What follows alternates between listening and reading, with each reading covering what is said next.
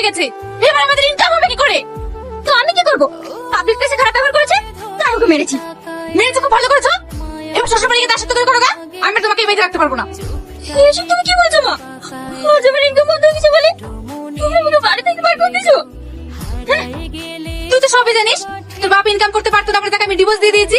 আর তুই কি করে ভাবলি তুই ইনকাম করবি না, তোকে বসে বসে খাওয়াবো? মা, তুমি এত বড় কথাটা বলতে পারলে?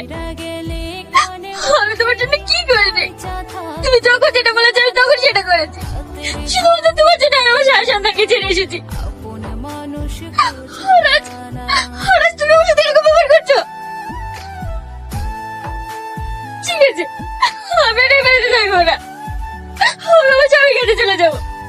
তুমি থাকো, তুমি ওখানে নিয়ে থাকো। আমার খেয়ে নাও, খেয়ে নাও। নাও নাও নাও, দোষ তুমি করে না, খেয়ে নাও। আরে শোনা, এরকম করে না, খেয়ে নাও। না আমি খাবো না, আমি খাবো না। মেঘনা এসো, আমার কোলে এসো মা। না আমি তোমার কাছে যাব না, আমি আমার মায়ের কাছে যাব। ও তোমার মা না, আমি তোমার মা। না তুমি আমার মা না, আমি আমার মায়ের কাছে থাকবো। বাহ, আমার স্বামীর সাথে সাথে আমার মেয়েটাকে বস করে নিয়েছো। ও কাউকে বয়স করেনি, ওর ভালোবাসাতে আমরা ওর বয়স হয়েছি।